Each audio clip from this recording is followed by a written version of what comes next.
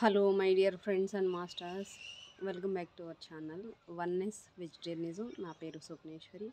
ముందుగా మనందరి గురువు అయినటువంటి డాక్టర్ బ్రహ్మశ్రీ పితామహపత్రి సార్కి నా యొక్క అనంతకోటి ఆత్మ ప్రణామాలు.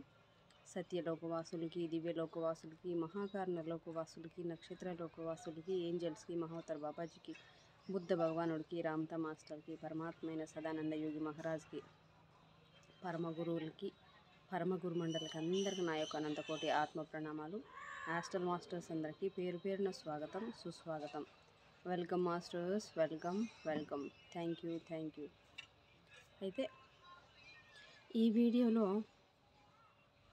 మనం దేని గురించి డిస్కస్ చేద్దామంటే, పత్రి సార్ రాసినటువంటి వాక్షేత్రం గురించి మనం తెలుసుకుందాం మాస్టర్స్. అయితే ఓపెన్ ప్లేస్ అండి. నేను ఇంట్లో నుంచి ఇంటి బయట వచ్చి గుమ్మం బయట వచ్చి కూర్చున్నాను. ఇట్లా ఉంటుంది ఇంటి దగ్గర అంతా, ముందంతా ఓపెన్ ప్లేసు, చెట్లు అంతా చూడండి, గవర్నమెంట్ ముళ్ళ చెట్లు అంతా ఉంటాయి. అయితే బాగా వేడి 46 డిగ్రీస్ కాసింది ఈరోజు ఎండ. ఇప్పుడు కూడా 30 డిగ్రీస్ టెంపరేచర్, అయితే 30 డిగ్రీ ఉంది. ఇంట్లో ఫ్యాన్ వేసుకుంటే వేడి ఫ్యాన్ వేసినామంటే సౌండ్ వస్తుంది, వీడియోలో బాగా సౌండ్ వస్తుంది, డిస్టర్బెన్స్ అవుతుంది, సరిగా మాట్లాడేది క్లియర్ ఉండదు, క్లారిటీ ఉండదు. అందుకని ఇప్పుడు ఎగ్జాక్ట్లీ 5:40 అయింది టైం. అందుకే ఇంటి బయట వచ్చి కూర్చున్నాను. ఇలా కూర్చొనేసి ఇంకా స్వాధ్యాయ యోగా చేద్దామని చెప్పేసి, మరి లేట్ చేయకుండా పత్రి సార్ ఏం చెప్పారో చూద్దాం మాస్టర్స్. మొట్టమొదటి ఒప్పందం చాలా ముఖ్యమైనది. అంటే మొట్టమొదట ఒప్పందం చాలా ముఖ్యమైనది, మరి ఆచరణలో కష్టసాధ్యమైంది కూడా. ఆచరణలో అంటే చూడడానికి కొన్ని చాలా చిన్నగానే ఉంటాయి, అసలు ఇంతేనా అనిపిస్తుంది. అవి ఆచరణకు వచ్చేసరికి తెలుస్తుంది దాని కష్టం ఏంటనేది. అయితే చాలా కష్టమైంది కూడా అంటున్నారు సారు. ఈ ఒప్పందం ఎంత ముఖ్యమైందంటే మొట్టమొదటి ఒప్పందంతోనే మీరు భగవంతునికి సమానంగా రూపాంతరం చెందగలరు. మొట్టమొదటి ఒప్పందం, మీరు భగవంతునితో సమానంగా రూపాంతరం చెందగలరు అంటున్నారు సారు. దానినే నేను భూమిపైనే స్వర్గం అంటున్నారు సార్ పత్రి సారు. దాన్నే సార్ భూమిపైనే స్వర్గము అంటారు. మొదటి ఒప్పందం, మీ వాక్కు దోషరహితంగా. అంటే ఫస్ట్ మనకు ఉండవలసింది ఏంటంటే, మన వాక్కు దోషరహితంగా ఉండాలి, పాపరహితంగా ఉండాలి. ఇది చాలా సులభంగా అనిపిస్తుంది, కానీ ఇది చాలా శక్తివంతమైంది. అంటే ఇది వినడానికి చాలా సులభంగా అనిపిస్తుంది, కానీ ఇది చాలా శక్తివంతమైనది అంటున్నారు. మీ వాక్కు ఎందుకు మీ మాటే శక్తి. మీ వాక్కు ఎందుకు అనుకుంటున్నారు? మీ మాటే ఒక శక్తి. ఆ శక్తిని మీకు స్పష్టంగా చెప్పాలంటే దేవుడి నుంచి నేరుగా పొందుదాం. కనుకే వాక్కు బైబిల్కి విశ్వవ్యాప్తం గురించి చెప్తూ జాన్ యొక్క శుభవార్త ప్రారంభంలో శబ్దమే ఉంది. అంటే సృష్టి ప్రారంభంలో ఏముంది? సృష్టి ప్రారంభంలో ఉన్నది శబ్దం మాత్రమే. మరి ఆ శబ్దం భగవంతుడి దగ్గర ఉంది. ఆ శబ్దం ఎక్కడుంది? భగవంతుడి దగ్గర ఉంది. మరి ఆ భగవంతుడు ఎవరు? మనమే. ఆ శబ్దమే భగవంతుడు అన్నారు. మీ వాక్కు ద్వారా మీ సృజనాత్మక శక్తిని మీరు వ్యక్తపరుస్తారు. మీరు అంటే ఆ సృజనాత్మక శక్తి ద్వారానే మీ వాక్కును మీరు వ్యక్తపరుస్తుంటే అంతే కదండి. మనం ఏమైనా చెప్పాలనుకుంటే ఎలా తెలుస్తుంది పక్కన వాళ్ళకి? మనం ఏదైతే చెప్పాలనుకున్నామో ఆ చెప్పాలనుకున్న ఆ భావనని మాటల ద్వారా వ్యక్తపరుస్తాం కదా. మాటలతో వ్యక్తపరచకపోతే ఎట్లా తెలుస్తుంది? మనం మాటలతో వ్యక్తపరిస్తేనే పక్కన వాళ్ళకి తెలుస్తుంది. అంటూ కూడా ఉంటారు కదా, ఒక ఒక సామెతలాగా మనసులో మాట మనసులోనే ఉంటే మాకెట్ట తెలుస్తుందని, నోరు విప్పితేనే కదా ఏదైనా తెలుస్తుంది, నీ మనసులో ఉండేది నాకేం తెలుసు అని అంటూ ఉంటారు కదా. ఎవరైనా మాటల సందర్భంలో అంటూ ఉంటారు కదా. అట్లా ప్రతిదీ వాక్కు ద్వారానే శబ్ద రూపం. భాష ఏదైనా ప్రతిదీ వాక్కు ద్వారానే, భాష ఏదైనా అభిప్రాయాలు మాట ద్వారానే, భాష ఏదైనప్పటికీ అభిప్రాయాలు మాట ద్వారానే వెలువడుతాయి. ఏ కళ కన్నా ఏ అనుభూతి పొందినా వాస్తవంగా మీరేదైనా అన్నీ మాట ద్వారానే స్పష్టపరుస్తారు. అంటే ఒక మాట కావచ్చు, లేకపోతే మనం ఏదైనా చూసినప్పటికీ, లేదా విన్నప్పటికీ, లేదా కళ కన్నప్పటికీ దాన్ని మనం చెప్పాలంటే, దాన్ని మనం వ్యక్తపరచాలంటే ఈ మాట ద్వారానే కదా మరి వ్యక్తపరచగలుగుతాం మనం, లేకపోతే వ్యక్తపరచలేం కదా. అదే పత్రి సార్ చెప్తున్నారు ఇక్కడ. వాక్కు ఓ శబ్దమో లేదా ఓ సంజ్ఞ మాత్రము కాదు. వాక్కు ఓ శక్తి, మీరు వ్యక్తపరచాల్సిన శక్తి. మరి ఇతరులకు తెలియజేసే ఆలోచించి ఆ పైన జీవితంలోని సంఘటనలను సృష్టిస్తుంటాయి. మనము చెప్పాలనుకున్నది ఏదైనా ఆ సంఘటనలు మనం వ్యక్తపరిచే మాట ద్వారానే ప్రభావితం అవుతూ ఉంటాయి అని. మీరు మాత్రమే మాట్లాడగలరు అంటే ఒక మనిషి మాత్రమే ఈ భూమి మీద, ఒక మానవుడికి మాత్రమే మాట ద్వారా వ్యక్తపరిచే ఆ అవకాశము, ఆ అదృష్టము ఉంది. మరి ఏ జీవన మాట్లాడగలదా అండి? ఏ జీవన మనలాగా మాట్లాడగలదా? మాట్లాడే ఇది ఉందా వాళ్ళకి? లేదు కదా, మాట్లాడలేవు కదా. ఎన్నో జీవరాశులు ఉన్నాయి భూమి మీద, ఎన్నో మూగజీవులు ఉన్నాయి. అంటే ఏమంటాం? మూగజీవులు, మాటకి మూగజీవులు అంటాం. అంటే వాటికి మాట లేదు, వాక్కు లేదు మనలాగా చెప్పడానికి, నోరు తెరిచి మాట్లాడడానికి. ఒకవేళ లోపల పాపం వాటికి ఎన్నైనా ఉండొచ్చు కాక ఎట్లా వ్యక్తపరుస్తాయి? వ్యక్తపరచలేవు కదా. కేవలం ఆ అదృష్టం, అవకాశం ఒక మానవుడికి మాత్రమే దక్కింది.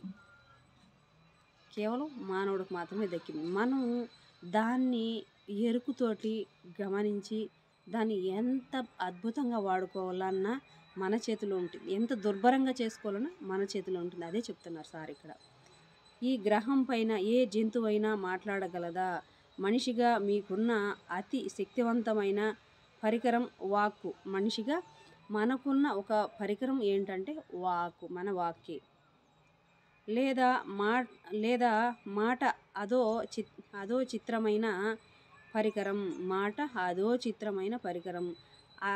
అయితే ఇది రెండు వైపులా పదునున్న కత్తి లాంటిది. అంటే మన మాట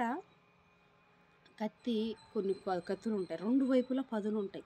అలాగా రెండు వైపులా పదున్న కత్తి లాంటిది మీ నోటి మాట అంటున్నారు సారు, పత్రి సారు. మీ మాట అత్యంత అందమైన కళను సృష్టించగలదు, లేదా మీ చుట్టూ ఉన్న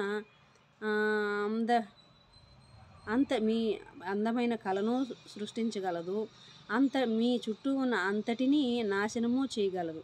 అంటే మన జీవితాన్ని లేదా ఎదుటి వాళ్ళ జీవితాన్నైనా ఎంత అద్భుతంగా సృష్టించగలం మనం. అలాగే ఎంత వినాశకరంగా అయినా మార్చగలం. అర్థమవుతుందా అండి? అదే చెప్తున్నారు సార్ ఇక్కడ. కత్తి యొక్క అంచు మాట, కత్తి యొక్క అంచు మీ నోటి మాట అని చెప్తున్నారు. ధ్వని యోగం అయితే సజీవమైన నరకాన్ని సృష్టిస్తుంది.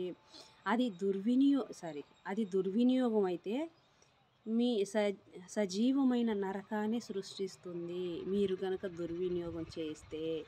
ఏంటి దుర్వినియోగం చేయడము? నోటి మాట. ఆస్తులు కాదు, సంపదలు కాదు, ధనం కాదు, కేవలం నోటి మాట మీరు గనక దుర్వినియోగం చేస్తే. అదే చెప్తున్నారు సార్.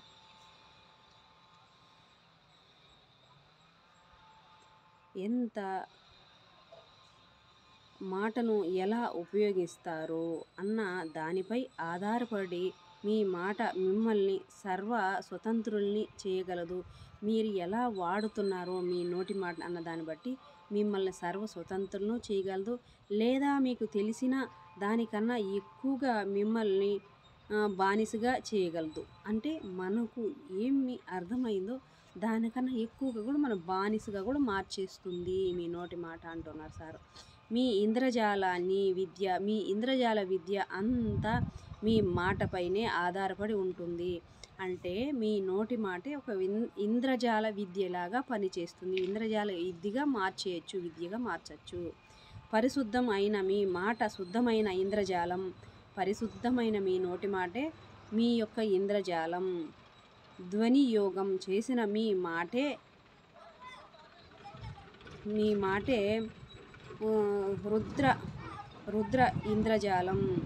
రుద్ర ఇంద్రజాలం. మాట ఎంత శక్తివంతమైందంటే ఒక మాట జీవితాన్ని మార్చగలదు, లేదా కోట్లాది ప్రజల జీవితాలను నాశనం చేయగలదు. అంటే ఒక నోటి మాటే ఎన్నో జీవితాలను కాపాడగలదు.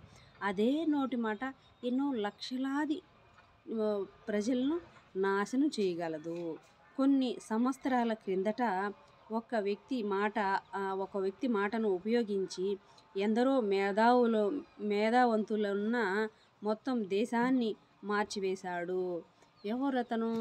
మొత్తము ఎంతో మేధావులు ఉన్న దేశాన్ని సైతం అతను మార్చేశాడు. ఏం మార్చాడు? అతని నోటి ద్వారానే, అతను మాటల ద్వారానే.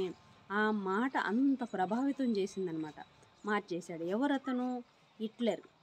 మాట యొక్క శక్తితోనే అతడు వారిని ప్రపంచ యుద్ధానికి నడిపించాడు. ఆయన ఒక మాటలతోనే వాళ్ళకి యుద్ధానికి వాళ్ళని నడిపించాడనమాట. అంటే యుద్ధాలకు కూడా సిద్ధమయ్యారు ఆ మాటలతో. అలాగా మాటలు చెప్పి ఆ మాటలతో ఇంప్రెస్ చేశాడు. అంటే యుద్ధాలు సహా సృష్టించగలిగాడనమాట, నడిపించాడు.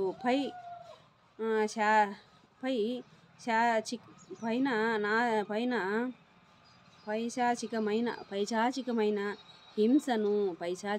హింసను ఆచరించడానికి వారిని ఒప్పించాడు. పైశాచికమైన హింసను కూడా ఒప్పించాడంట. ప్రజల భయాన్ని తన ఆయుధంగా మార్చుకున్నాడు. అంటే కొంతమందికి పైశాచికమైన బుద్ధులు ఉంటాయండి. పైశాచికం ఉంటాయి. పైశాచికమైన మనుషులు ఉంటారు. వాళ్ళది ఏమి తప్పు కాదు. వాళ్ళ బుద్ధి అట్లా, వాళ్ళ మనసు అట్లా పైశాచికంగా. అంటే నేను చెప్పిందే వినాలి, నేను పెట్టిందే తినాలి, నేను లేదండి ఇంకే అట్లా వాళ్ళ గురించి మనం ఏం చెప్పలేము. ఇట్లా కొంతమంది ఉంటారు.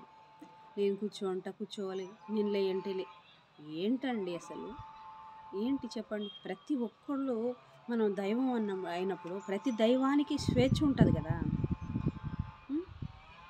అట్లా వాళ్ళ చేతిలో కీలు బొమ్మలాగా ఆడాలనుకుంటూ ఉంటారు. అదే చెప్తున్నారు సార్.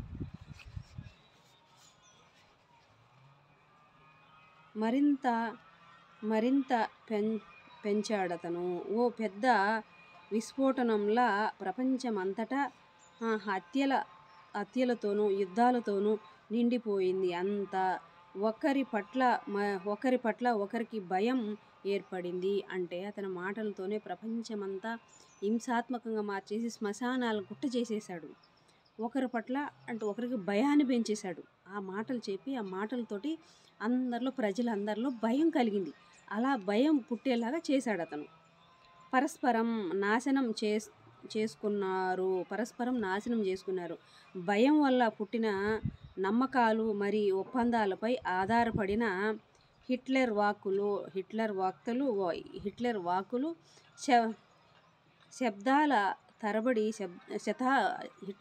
శతాబ్దాల తరబడి గుర్తుండిపోయాయి. అంతే కదండి. అంటే రోజంతా కష్టపడి చేసిన పనిని ఎవరో ఒక సెకండ్లో వచ్చి చేయడానికి తెల్లవారు నుంచి సాయంత్రం దాకా పట్టచ్చు. దాన్ని చెడగొట్టడానికి ఎంత పడుతుంది చెప్పండి? ఒక గంట కూడా పట్టదు కదా, ఒక గంట కూడా పట్టదు. వచ్చి సిటికిలో ఇట్లా నాశనం చేసి వెళ్ళిపోతుంటారు. ఏం దానికి అంటే వాళ్ళ దృష్టి అట్లా ఉంది, వాళ్ళ బుద్ధి అట్లా ఉంది, అంత నకారాత్మకంగా ఉంటారు మనుషులు. మంచి చేయాలి, బాగుపడాలంటే టైం పడుతుంది, చెడగొట్టడానికి ఎంత టైం పడుతుంది? పట్టదు కదా. అదే చెప్తున్నారు ఇక్కడ. మనిషి మనసు నిరంతరం మొలకెత్తే రసవంతమైన నేల లాంటిది. మనిషి మనసు నిరంతరం మొలకెత్తే విత్తనాలు లాంటిది. ఉద్దేశాలే, అభిప్రాయాలే, ఆలోచనలే విత్తనాలు. ఉద్దేశాలే, అభిప్రాయాలే, ఆలోచనలే విత్తనాలు అంటున్నారు సార్ ఇక్కడ. ఆలోచన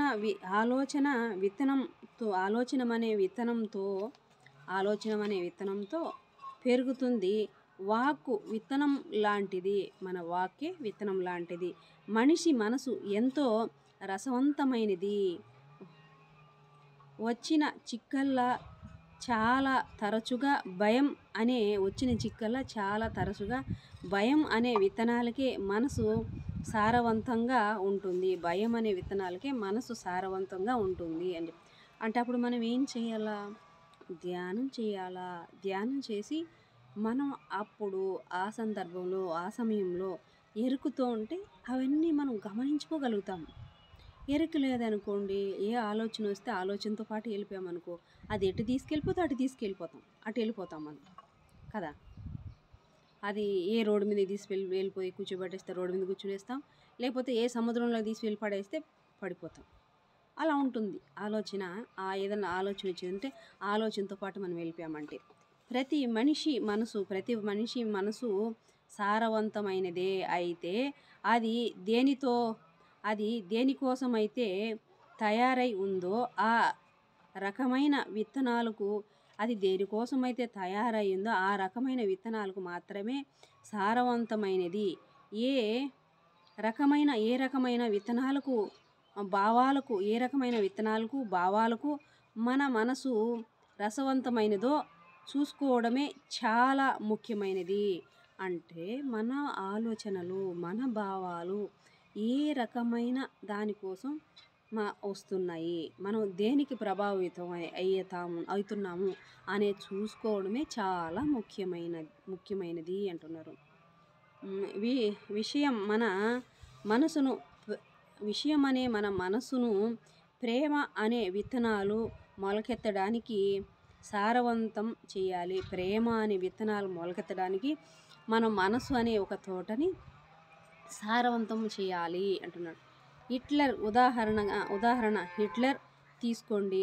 ఆయన అందరిలోనూ భయాందోళనలు విపరీతంగా పెంచి క్రూరమైన వినాశనాన్ని అతి సులభంగా సాధించాడు. అంటే వినాశకరమైన, క్రూరమైన, దుర్భరమైన స్థితిని చాలా ఈజీగా సాధించాడు అతను. ఏంటి? అతను యాటిట్యూడ్ అదే, అతను అలవాటు అదే, అతని క్యారెక్టర్ అదే, అతను మనసు అదే. దాన్ని చాలా ఈజీగా సాధించాడు అతను. వాక్కు యొక్క ఆ శక్తిని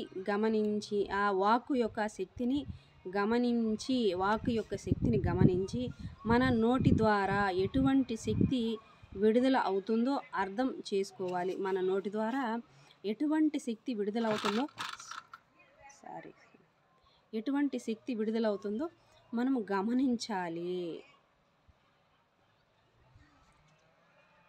అర్థం చేసుకోవాలి. మనసులో మెదిలిన ఓ చిన్న భయం, ఓ చిన్న అనుమానం అంతులేని సంఘర్షణలను సృష్టిస్తుంది. అంతే కదండి. చిన్న భయం ఏదైనా ఉండిందనుకోండి, ఆ భయము మనకు ఎంతో పెద్ద ఒక పెను మార్పులు తెస్తుంది కదా. ఎంతో భయాన్ని సృష్టిస్తుంది. ఒక మాట మంత్రించి వశం చేసుకుంటుంది. ఒక్క మాటతోటి ఒక మంత్రంలాగా వశం చేసుకుంటుంది. మనుషులు మాటలను మాంత్రికుల్లా వాడి మనసుల్ని ఒక మాంత్రికుల్లాగా వాడి వారికి తెలియకుండానే అంటే ఒక మాటతోటి వాళ్ళకి తెలియకుండానే నోటి మాటతో ఒక మంత్రంలాగా మార్చేస్తుంటారనమాట. అదే చెప్తున్నా. ఒకరినొకరు వశం అంటే ఒకరినొకరు మాటలతోనే వాళ్ళకి తెలియని వశం చేసేసుకుంటుంటారు. అంటే మంత్రాలు అంటాం కదా! మంత్రాలు అంటే ఏంటి? మాటలతోనే మాటలతో చెప్పి వాళ్ళ మాటలను చెప్పి ఏం చేస్తారు? వీళ్ళు వాళ్ళలాగా మార్చేసుకుంటుంటారు పక్కన. అంటే మనం కూడా ఏమంటాం, ఎంత కాదనుకున్నా లేదనుకున్నా మనం ఎలాంటి వాళ్ళ పక్కన ఉంటుంటామో, మనం ఏది వింటుంటామో అదిగా మారిపోతాం. మనకు తెలియకనే ఒకానొక రోజుకి చూసుకుంటే, మనము వెనక్కి తిరిగి చూసుకుంటే మన యాటిట్యూడ్ అంతా మనం మారిపోయి అలా అయిపోయి ఉంటాం. అలాంటివి ఎవరి పక్కన ఉన్నాము అనే దానిపైన ఆధారపడి ఉంటుంది. వశం అంటే అలా చేసి బందీలు చేసుకుంటున్నారు. ఒకళ్ళనొకళ్ళు వాళ్ళు బందీలు చేసేసుకుంటున్నారు. ఆ మనసుతోటి మాటలతోటి వశపరుచుకొని బందీలు చేసేసుకుంటున్నారు. ప్రతి మనిషి ఒక మాంత్రికుడే. ఎదుటి వారిని మనం వశం చేసుకోవచ్చు. అంటే ప్రతి మనిషి ఒక మాంత్రికుడే. ఒక ఎదుటి మనిషిని మనం మాటలతోటే ఒక వశం చేసుకోవచ్చు. ఒక మాంత్రికుడిలా మారిపోవచ్చు మాటతోటి. మనం ఏ మాటను వాడుతున్నామనే దానిపైన ఆధారపడి, లేదా మన మాటతో బంధ విముక్తులను కూడా చేయొచ్చు, బంధ విముక్తులను కూడా కావించవచ్చును. మనం ఎల్లప్పుడూ మన అభిప్రాయాలతోటి ఎదుటి వారిని ప్రభావితం చేస్తున్నాం. ఎల్లప్పుడూ మన మాటలతోటే ఎదుటి వాళ్ళని ప్రభావితం చేస్తున్నాం. ఉదాహరణకు ఇప్పటికిప్పుడు ఏర్పడిన అభిప్రాయంతో స్నేహితుడిని చూసి అంటే ఇప్పటికిప్పుడు ఒక ఆలోచన వస్తుందన్నమాట. ఏం ఆలోచన? ఒక పక్కన ఒక స్నేహితుడు ఉంటాడు. స్నేహితుడు ఉంటే స్నేహితుడిని చూసి క్యాన్సర్ వచ్చే ముందు ముఖంలో కనిపించే రంగు నాకు నీ ముఖంలో కనిపిస్తుంది అంటే అతను అంటాడనమాట ఫ్రెండ్ని చూసి, అరే క్యాన్సర్ వచ్చే ముందు ఎట్లుంటుందో, క్యాన్సర్ వచ్చే వాళ్ళకి వాళ్ళ మొహం ఏ కలర్లో మారిపోతుంది నాకు తెలుసు, కానీ ఆ రంగు నీ మొహంలో కనపడుతుంది అంటాడనమాట. ఎవరు? ఈ ఫ్రెండ్ తోటి. అతను బాగానే ఉంటాడు, అప్పటిదాకా ఆరోగ్యంగానే ఉంటాడు, ఏ క్యాన్సర్ ఉండదు, ఏ రోగం ఉండదు. అయినప్పటికీ ఇతను అంటాడనమాట, అంటే ఒక అనుమానం మనకు విత్తనాన్ని వేసేస్తాడు. ఏమి? అరే క్యాన్సర్ వచ్చేవాడు మొహం ఎలా ఉంటుందో, అచ్చో నీ మొహం అలా ఉందిరా అంటాడు. వాడు క్యాన్సర్ లేకుండా ఉంటాడు, ఆరోగ్యంగా ఉంటాడు, ఆనందంగా ఉంటాడు. కానీ వీడేసిన ఇత్తనంతో వాడు ఏమంటుంది, అరే అవునా నా మొహం అలా ఉందా, క్యాన్సర్ వచ్చినోడు మొహం ఎలా ఉంటుందా, అయితే నాకు ఉందేమో, మరి ఉంటే ఎప్పటి నుంచి ఉంది, ఏ స్టేజ్లో ఉంది, ఎప్పుడు వచ్చింది, ఇది ఇట్లా పదే ఆలోచన వచ్చి నిజంగా సంవత్సరం తిరిగేలోపు నిజంగా క్యాన్సర్ వస్తుందంట వాడికి. అదే చెప్తున్నారు సార్ ఈడ. కనిపిస్తుంది అంటాను. ఆ మాట విని అతడు అంగీకరిస్తే, అంటే అది ఎప్పుడు సాధ్యమవుతుంది అంటే ఆ మాటను, ఈ ఫ్రెండ్ చెప్పిన మాటను అతను విని అంగీకరిస్తే, నిజమే నా ఫ్రెండ్ చెప్పింది నిజమే, నా క్యాన్సర్ ఉన్నట్టుంది అని అతను అంగీకరిస్తే 1 సంవత్సరం తిరగకుండానే క్యాన్సర్ వస్తుంది అతనికి. లేదు అతను చెప్పాడు, నువ్వు చెప్పేది ఏందిలే, నాకాడు ఉందిలే క్యాన్సర్, నాకేం లేదు అది అలాంటిది ఏంది, అది నీ ఇష్టం, నీ అభిప్రాయం, నా అభిప్రాయం కాదు కదా, నీ దృష్టి ఎలా ఉంది, నీకట్ట కనపడింది, నాకు అలా లేదు, నాకు కనపడలేదు అని అతను అనుకున్నాడు అనుకో, ఏ క్యాన్సరు రాదు అతనికి. ఒకవేళ పొరపాటున కానీ అతను భయంతోటో లేదా ఫ్రెండ్ పైన నమ్మకంతోటో దాన్ని యాక్సెప్ట్ చేశాడు అనుకో, ఇంక వచ్చేది క్యాన్సర్ వచ్చేది సచ్చాడే. అంగీకరిస్తే సంవత్సరం కన్నా ముందే అతనికి నిజంగా క్యాన్సర్ వస్తుంది. ఇదే మన మాట యొక్క శక్తి. మనలను పెంచేటప్పుడు తల్లిదండ్రులు, పెద్దవారు ఏ మాత్రము ఆలోచించకుండా మన గురించి తమ అభిప్రాయాలు, ఉద్దేశాలు ప్రకటిస్తారు. అంటే పెద్దవాళ్ళు, తల్లిదండ్రులు పిల్లల్ని వాళ్ళ అభిప్రాయాలు, వాళ్ళ ఉద్దేశాలు పిల్లలపైన ప్రకటిస్తారన్నమాట. ఆ ప్రకటనల వల్ల ఈ పిల్లల భవిష్యత్తు ఏమవుతుందా అనేది వాళ్ళపైన ఆధారపడి ఉంటుంది. మనం వాటిని నమ్మి భయం పెంచుకుంటాం. అంటే పిల్లలు తల్లిదండ్రులు, పెద్దవాళ్ళు చెప్పిన మాటలను విని నమ్మి భయం పెంచుకుంటారు. వారు చెప్పినట్లు మనకు ఈ తలంలో ప్రావీణ్యం రాదని, వారు చెప్పినట్టు మనకు ఈ భూమి మీద అంత ప్రావీణ్యం రాదని, నాకేం అంత సీన్ లేదని, అవంతా ఎప్పుడు జరుగుతాయని, లేదులే నేనెందుకు పనికిరానోడిని మా పెద్దవాళ్ళు చెప్తున్నారు కదా అనుకొని అతను నమ్మాడనుకో, యాక్సెప్ట్ చేశాడనుకో, అలాగే తయారవుతాడు. అది చెప్తున్నారు. ఆ మాటలలో పెద్దవాళ్ళు చెప్పిన ఆ మాటలలో మెరుగైన వారం కామని ఇలా ఎన్నో భయాలు మనలో పాతుకుపోతాయి. అంటే వాళ్ళు చెప్పిన మాటని విని నమ్మి మనం ఏమి చేతగాని వాళ్ళమని, మనం ఏమి చేయలేమని, మన జీవితాలు ఇంతేని, నా బ్రతుకు ఇంకెప్పుడుకి ఎట్లా ఉండాల్సిందని నమ్మితే అలాగే ఉండిపోతాయి అని చెప్తున్నారు ఇక్కడ సారు. ఈ అమ్మాయి చాలా అందవికారంగా ఉంది కదూ. అంటే ఒక అమ్మాయిని చూసి, ఎవరైనా కావచ్చు, ఒక అమ్మాయిని చూసి అరే ఈ అమ్మాయి ఏం బాగుంది, అస్సలు బాగలేదే, అందహీనంగా ఉంది, నాకు బా ఏం బాగుంది, అమ్మాయి ముక్కు చూడు ఎలా ఉందో, ఆ అమ్మాయి మూతి చూడు ఎలా ఉందో, ఆ రంగు ఎలా ఉంది అని అంటారు. ఒక అమ్మాయిని పట్టుకుని అన్నారనుకో, ఆ అమ్మాయి బాగానే ఉండొచ్చు, అందంగానే ఉండొచ్చు, ఆ అమ్మాయి ఎంతో అద్భుతంగా ఉండొచ్చు. కానీ వాళ్ళు చెప్పిన మాట ఆ అమ్మాయి వినిందంటే ఏంది నేను అందరహితంగా ఉన్నానని వినిందనుకో, నిజంగానే ఆ అమ్మాయి శక్తి కోల్పోయి అయ్యో నేను అందంగా లేనా అని నమ్మి బాధపడుతుంది, ఎంతో కుమిలిపోతుంది. అందంగా ఉంది కాదు అంటూ ఎవరో తమ అభిప్రాయం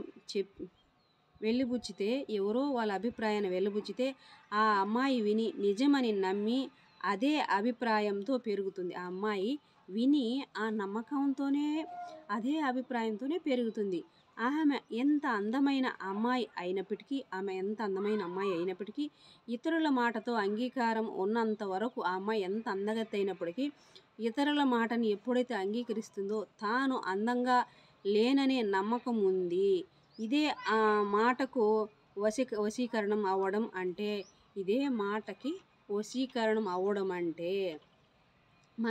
మన ధ్యాసను పట్టుకొని ఆకట్టుకొని వాక్కు మనసులో ప్రవేశించి మన నమ్మకాలను మంచి కోసమైనా లేదా చెడ్డగానైనా పూర్తిగా మార్చివేయగలదు.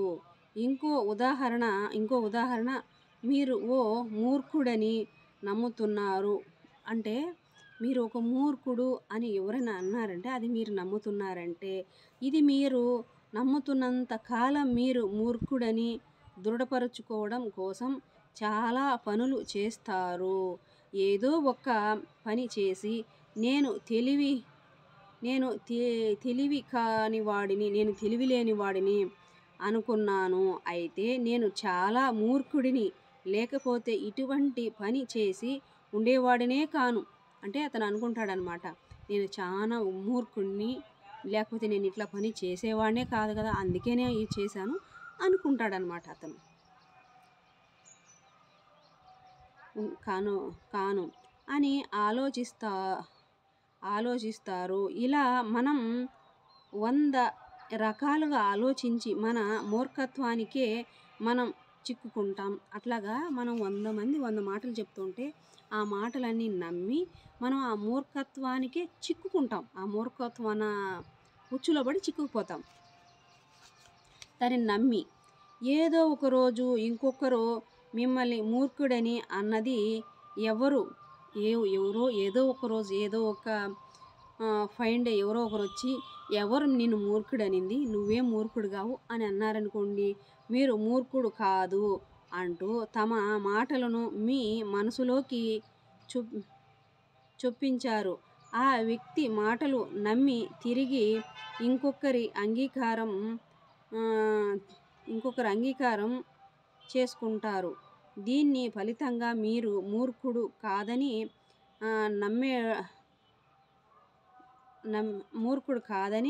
మరెన్నడూ మూర్ఖుడని ఇంకెప్పుడు నేను మూర్ఖుడని అనుకోను, మూర్ఖుడనే నమ్మను, మూర్ఖుడని దృఢపరుచుకునే పనులు చేయను, మూర్ఖుడనే దృఢపరుచుకునే పనులు నేను ఎప్పుడు చేయను మూర్ఖుడనే పంజరం నుండి మూర్ఖుడనే పంజరం నుంచి మాటకున్న శక్తితో విడుదల అవుతారు. అంటే మూర్ఖుడనే ఒక పంజరంలో నుంచి మాటకున్న శక్తితోనే మీరు విడుదలవుతారు. దీనికి వ్యతిరేకంగా మీరు మూర్ఖుడని విపరీతంగా నమ్మితే ఎవరైనా అవును మీరు మీ మూర్ఖుడని విపరీతంగా నమ్మితే ఎవరైనా మీరు మూర్ఖుడంటే అవును నేను మూర్ఖుడే, నీలాంటి మూర్ఖుడిని నేను ఇంతవరకు కలవలేదు అంటే ఎవరో ఒకరు వచ్చి నేను నీలాంటి మూర్ఖుడిని నేను ఇంతవరకు కలవలేదు అంటే ఆ మాట తిరిగి మీ మనసులో దూరి మరింత బలపరుస్తుంది. ఆ మాట మీ మనసులో దూరి మరింత బలపరుస్తుంది. అప్పుడు పాపరహితం లేదా దోషరహితమైన అంటే ఏమిటో తెలుసుకుందాం. పాపరహితం అంటే పాపం లేకుండా అని, అంటే పాపంలోంచి అంటే లేకుండా అని అర్థం. అందుకు అంటే పాపం లేకుండా అని అర్థం. ఓకే మాస్టర్స్, మనం 4వ పేజీ దాకా చదువుకున్నాం ఈ బుక్ని. ఇంకా ఉంది బుక్, ఇంకా ఫర్దర్గా మళ్ళీ చదువుకుందాం, తెలుసుకుందాం దీని గురించి. పత్రి సార్ ఏం చెప్పారు అనేది ఈ వాక్క్షేత్రంలో. దీన్ని మనము ఇని వదిలేసేయకుండా మన ఆలోచనలు, మన పనులు, మన చేతలు, మన మాటలు, మనం ఏం వింటున్నాము, మనం ఏం ఆలోచిస్తున్నాము, మనము ఏమి నమ్ముతున్నాం అంటే ఎవరి గురించి మన గురించి, పక్కన వాళ్ళ గురించి కాదు, మన గురించి మనం ఏమి నమ్ముతున్నాము, మనం ఏం చేస్తున్నాము అనేది కూడా గుర్తుంచుకొని మనం ఎప్పుడు ఎరుకుతూ ఉండి ఫస్ట్ ఇంట్లో వాళ్ళు కావచ్చు, బయట వాళ్ళు కావచ్చు, పక్కన వాళ్ళు కావచ్చు, మన పైన మనకున్న ఉద్దేశం ఏంటి, మన పైన మనకున్న అభిప్రాయం ఏంటి అనేది చాలా ముఖ్యం. అనేది ఇక్కడ మన పైన మనకున్న అభిప్రాయం అదే చాలా ముఖ్యం. దానిపైనే మన జీవితం అంతా ఆధారపడి ఉంటుంది. ఓకేనా? Thank you masters, thank you so much. ఇంకొక ఎపిసోడ్లో మరింత జ్ఞానాన్ని తెలుసుకుందాం masters. Thank you so much. ఇక్కడ ఇలా కూర్చున్నాను, బయట కూర్చొని ఇంకా ఈ వేడికి ఇలా చేస్తున్నాను. Thank you masters, thank you so much. మీ అందరికీ నా యొక్క హృదయపూర్వకమైన కృతజ్ఞతలు. మరి ఫస్ట్ టైం ఎవరన్నా కనుక చూస్తుంటే సబ్స్క్రైబ్ చేయండి, లైక్ చేయండి, షేర్ చేయండి, కామెంట్ బాక్స్లో కామెంట్ చేయండి మాస్టర్స్. ఎందుకంటే ఎంతో అద్భుతమైన జ్ఞానాన్ని మనందరి గురువైన డాక్టర్ బ్రహ్మశ్రీ పితామహ పత్రి సారు కొన్ని వేలాది బుక్స్ చదివి ఎంతో జ్ఞానాన్ని మనందరికీ పంచిపెట్టారు. అలాంటి జ్ఞానము పంచితే పెంచబడుతుంది అన్నట్టు, అలాంటి జ్ఞానము ఎంతో జ్ఞానము అందరూ ఎంతో వేలాది మంది, లక్షలాది మంది పిరమిడ్ మాస్టర్సు ఆ జ్ఞానాన్ని షేర్ చేస్తూ, వాళ్ళు ఎదుగుతూ, అందరికీ చెప్తూ, పంచుతూ ఉన్నారు. అలా అందరి విందాము, నేర్చుకుందాము, ఉన్న స్థితి నుంచి ఇంకా ఉన్నత స్థితికి వెళ్దాం మాస్టర్స్. దానికోసమే ఎవరు చెప్పినా, ఎంత చెప్పినా, ఏం చెప్పినా. ఓకేనా? Thank you so much masters.